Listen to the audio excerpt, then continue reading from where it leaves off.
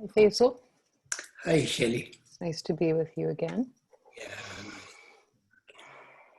You know, when we spoke the other day, you mentioned something that certainly I didn't learn in graduate school, and none of my psychologist friends have ever talked about in quite this way. And I would love for you to just talk about this concept of the psychotic core. Okay. I would like to mention that we've done so many videos and tackled so many subjects, but they were all within a particular frame, which is trying to understand the bigger picture, trying to open to the view of what are we doing in spirituality and psychology and evolution that have been really blossoming in the last years, and especially in the West. There's so much awakening and all of that. So for all of those, most of those videos, I tackled it, or I try to address it from the opening up the view to understand, to see the bigger picture, and hopefully it will help those who are maybe lost in the middle between here or there, or they don't know, what is what. I was there. I got so confused, not knowing between individuated self and cosmic self, and you name it, so much enlightenment and so many things. So I hope that'll help. These videos feel like, to me, like we're gonna go more into the nitty-gritty of the work, into the depth of the work, into not just seeing the view and getting the big picture. That's wonderful. That's like having the menu, but not exactly the meal. So in this, I will try to understand some of the in-depth understanding of that we have in the Diamond Logos work. And one big aspect that I think has taken me over 35 years, of studying and processing, and it's a big subject. I think we will get to it maybe in another video.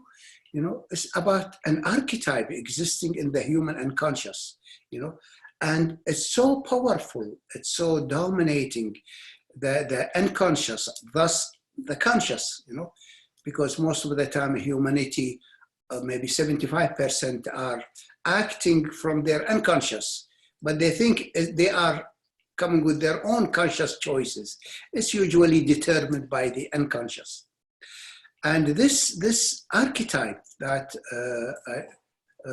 I've been studying and articulating and weaving is such a big inspiration, and it's also a big threat to even know about it. To even mention it will trigger this mechanism in the unconscious with the students.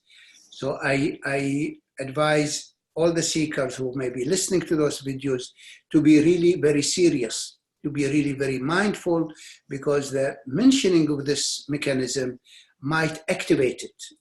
And it is one of the most dangerous passages, that a student can go through. And it has to do with something that I picked the name from the Bible, from the Christ story, about the mention of the beast in the deep. And I wonder, years ago, it's in the book of Revelation, and it's about the Antichrist or the Christ, the beast inside. And of course, it's not meant to be like the beast as an animal, but the beast as, sometimes seen as the devil, as Satan, as something very hideous. And it is a hideous mechanism. It's a hideous program in the human unconsciousness. And it's so intricate and so interesting to know and to understand, But I will address now just a little part of it. Then maybe next one I will go into more the intricacies of the beast. Bring it on. Okay, so there is something that everybody like aspires to be enlightened, to open up, and some of the spiritual seekers like the high of it and the glory of it and all of that, and many of them don't even reach it, but they reach the high states before it, you know. And when you reach it, it goes even beyond highness. It's simplicity, it's sobriety, it's basic sanity. But nobody warned me that, you know, I was so much gung-ho about it. I wanted to reach it. Nobody told me that, you know, that what could come after that awakening, you know, except two. I heard from them mentioning it. One of them I'm so grateful for, even though he wasn't my teacher and I didn't spend much time with him. I only had, I think, one or 2 minute personal contact, you know, with him, you know.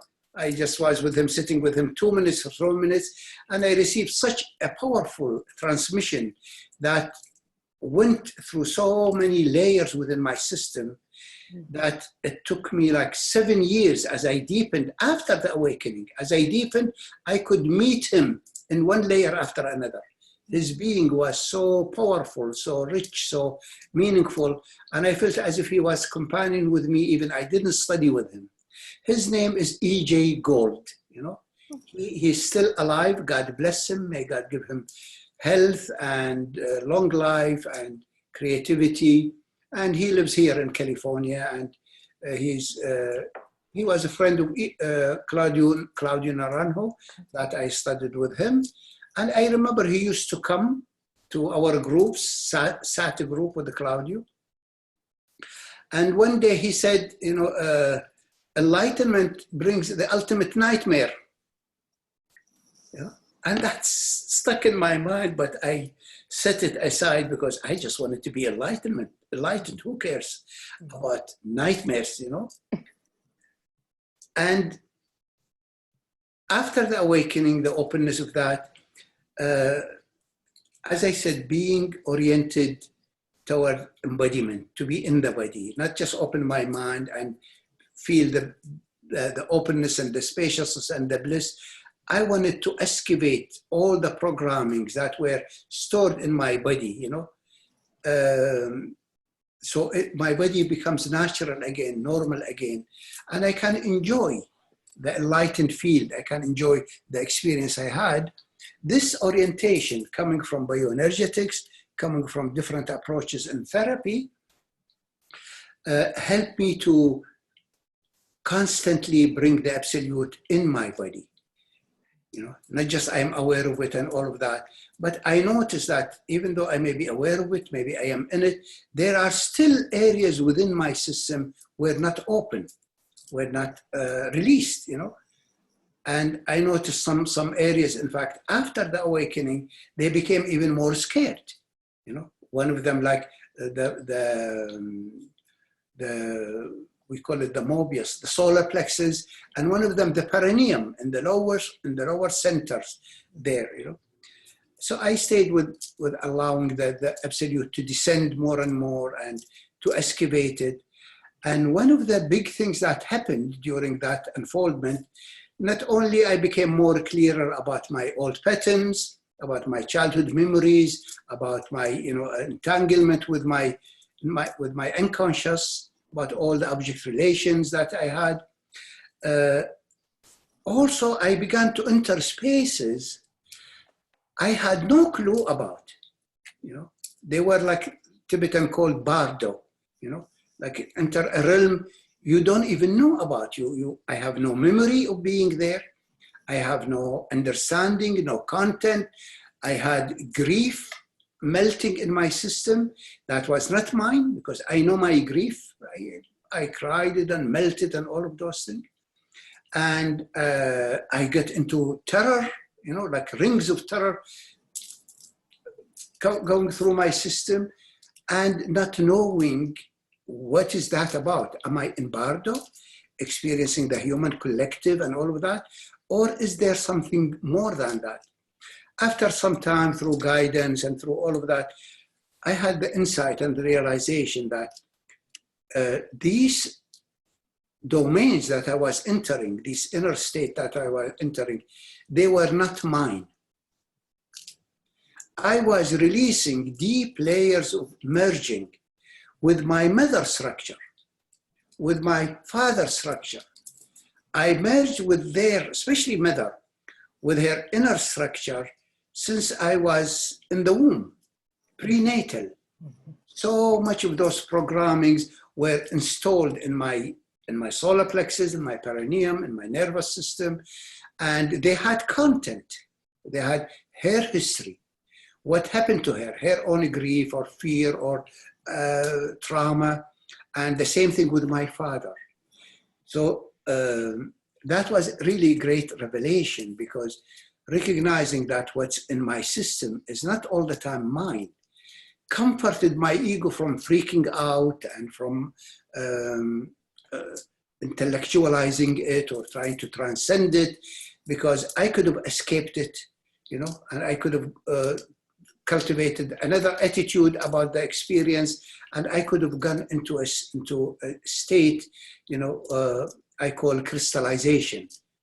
My ego would have been so scared, so defensive, that I would have been crystallized in a certain view of reality, what the absolute is, or what, you know, all of that. But seeing it, that it was really my mother history in me. I don't know it, it didn't happen to me. It's also my father history, opened my heart to a depth of compassion and love. I didn't need to freak out. I didn't need to establish a sense of identity or a sense of preservation of who I am. It was like such a relief, you know.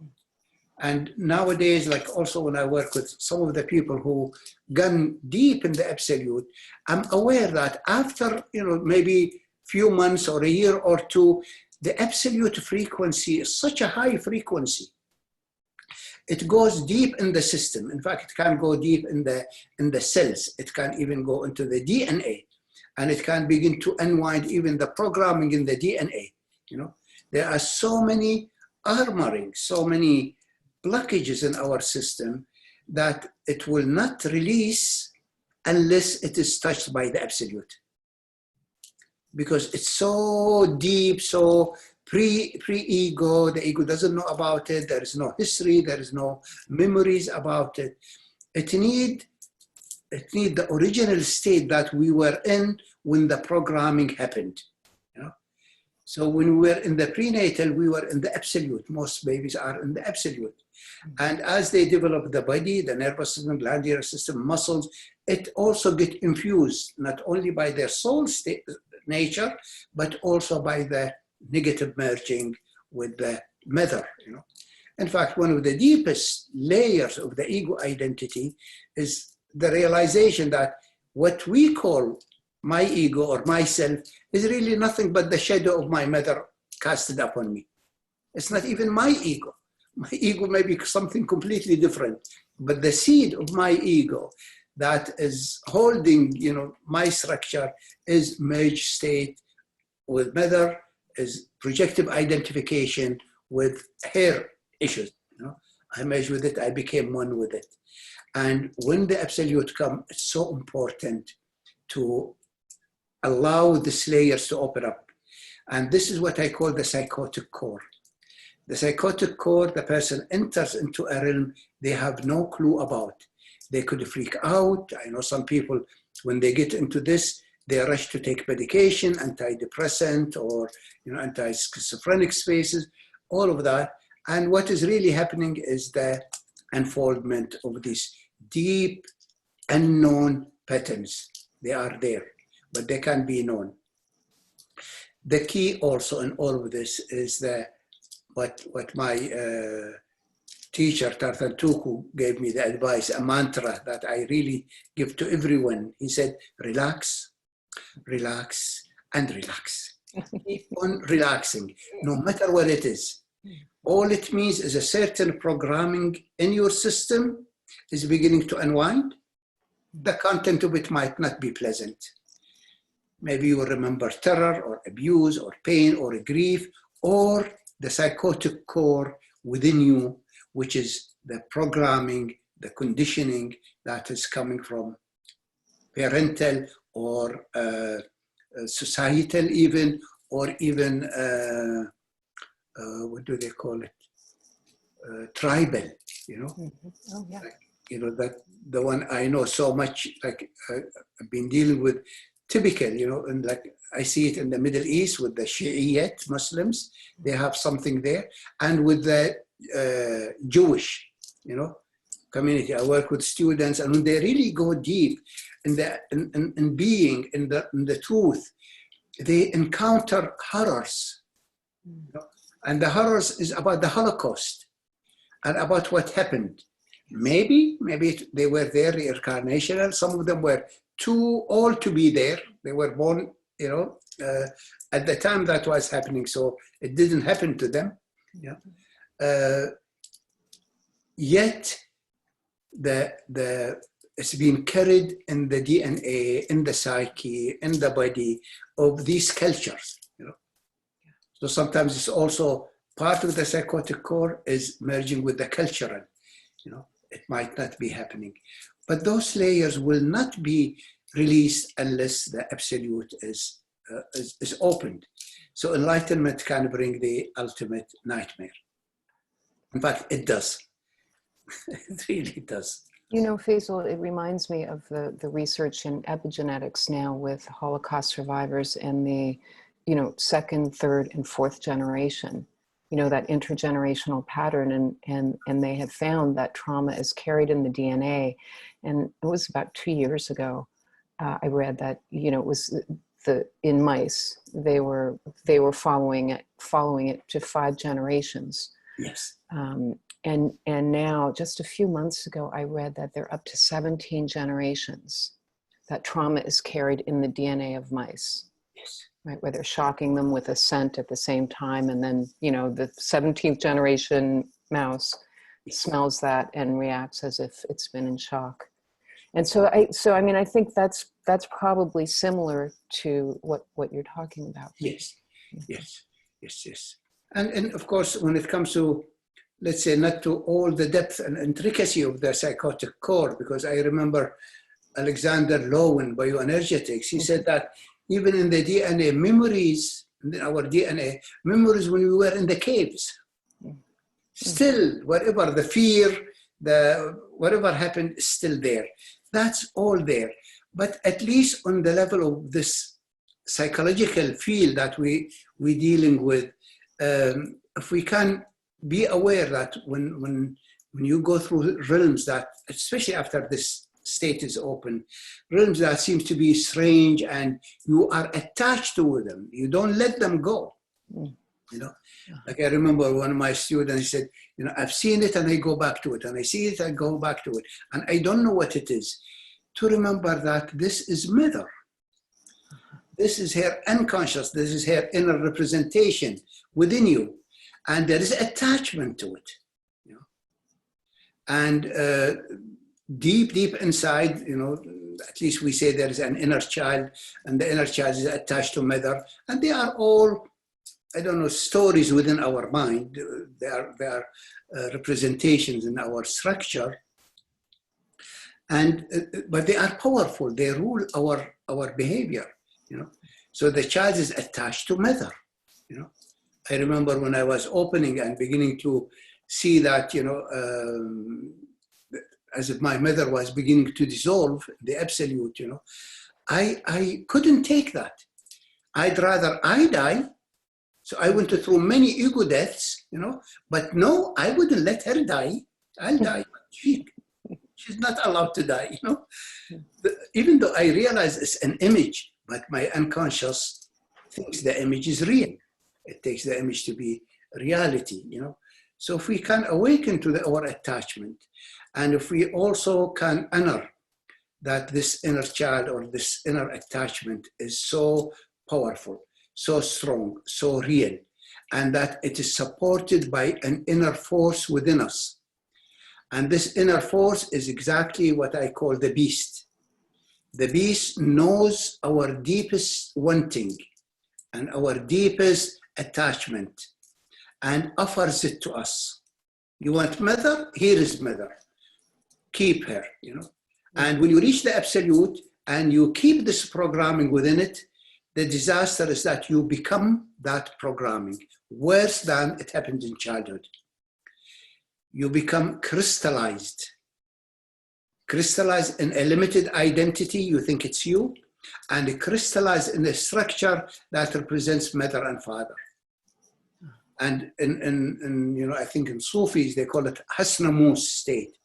The most horrifying, the most scary, the most demonic state is the crystallization. The whole system dries up and becomes whoever the representation is. You know, mother, father, self, you know. And then those people become very powerful, very intelligent, very resourceful.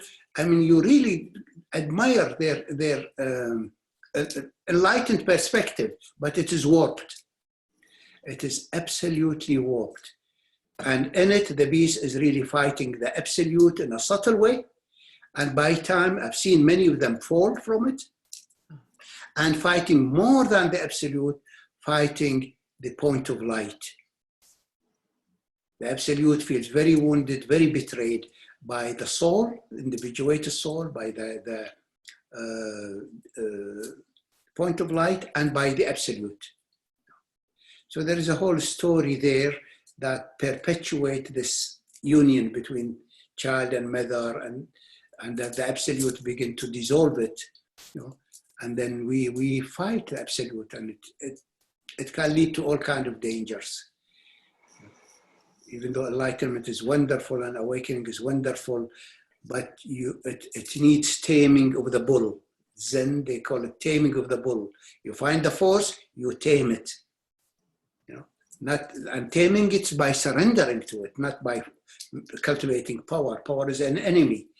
But those who got scared entering the psychotic core or not guided to understand the psychotic core, they cultivate power, personal power, and they are really very powerful. You know, whether power in intelligence or knowledge or personal power, but it is really very, very sad and very painful life to be crystallized. You know. So this is one thing, to just guide the people who had experience with the absolute to go into those realms that are maybe scary and unknown, and to humanize them. They may be the human collective, and mostly it is mother unconscious.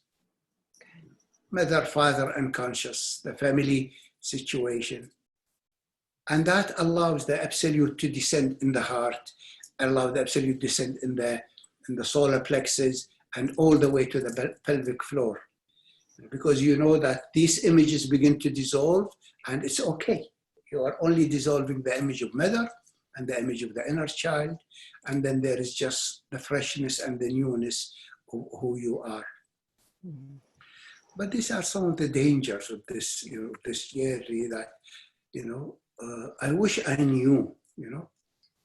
I wish I knew. I wish somebody told me, this is what you're gonna go through, this is what you're gonna face. I learned it like through E.J. Gold, you know, indirectly, but thank God that, you know, it came through the guidance too. Sounds like a retreat on this is waiting to happen. Yeah, it's a big retreat on this, and it's really big retreat to have on it. And the beast, I don't know, I think the beast is like, you know, I don't know. It need like PhD thesis to cover the territory of it. And I don't exaggerate, really. It's so intricate, so amazing, and it's now unfolding in the time we are in. We are in the time of the beast. Collectively, you know, in the last 100 years, look what's happened. 2 world wars, and hundreds of millions of people died. Look at the moment now with the coronavirus. Look at the governments and their, you know, what's happening. And, you know, we have a representation that's awesome. You know, I don't want to mention names, you know, complete deception and lying and inhuman, inhuman. So we need to also humanize spirituality. We really need to tame the bull, to tame the force. by surrendering with it, to it, and knowing the wisdom of how to deal with this force, because it will grant you everything you want. Just be mindful about what you ask for. So when you say how to deal with this force, if you could concisely say what are some of the ways that we could deal with this force?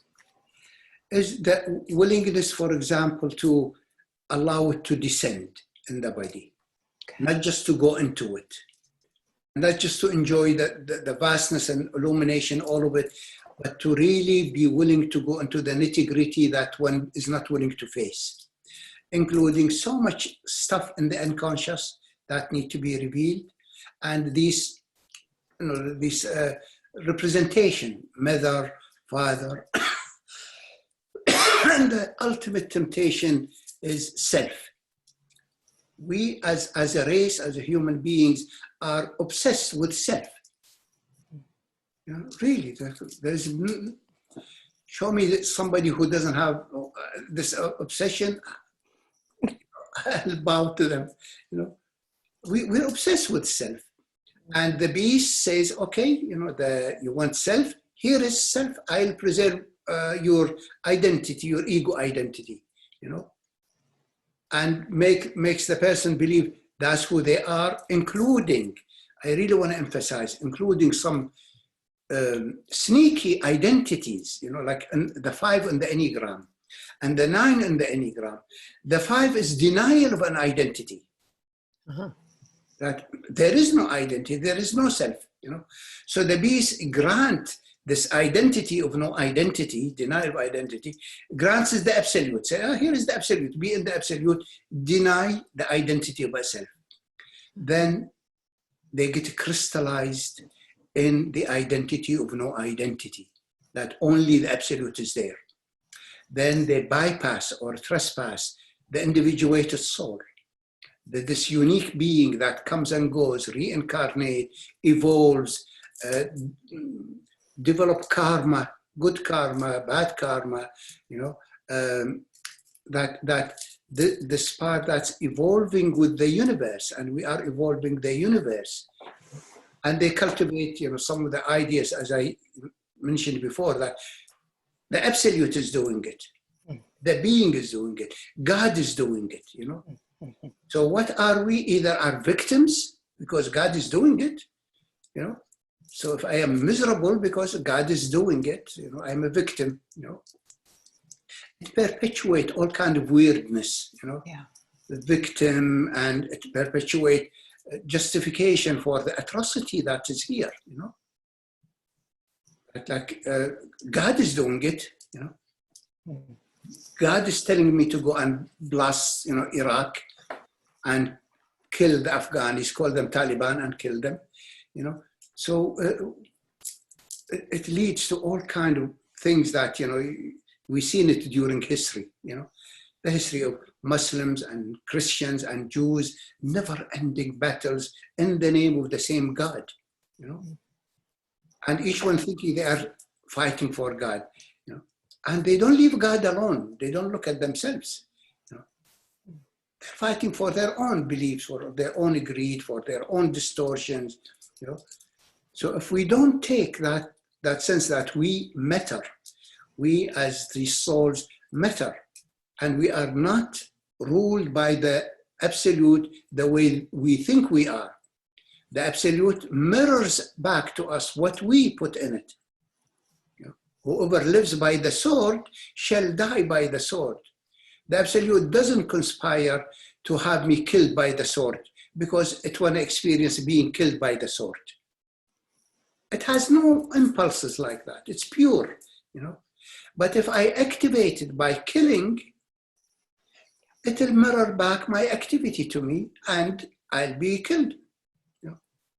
To awaken to the responsibility of that we are gods and goddesses responsible for our action, then I think it'll free the absolute from this giant projection that is the one doing everything.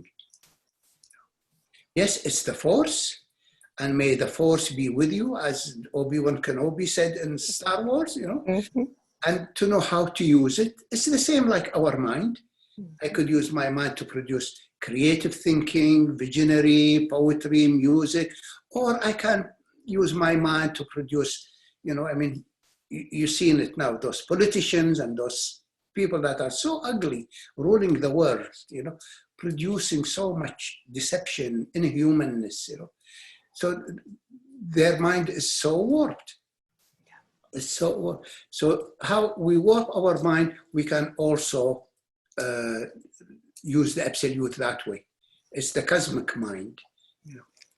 So we have to be very, very careful about how to use this force, how to interact with this force, with reverence, with love, but also with wisdom, that we are responsible.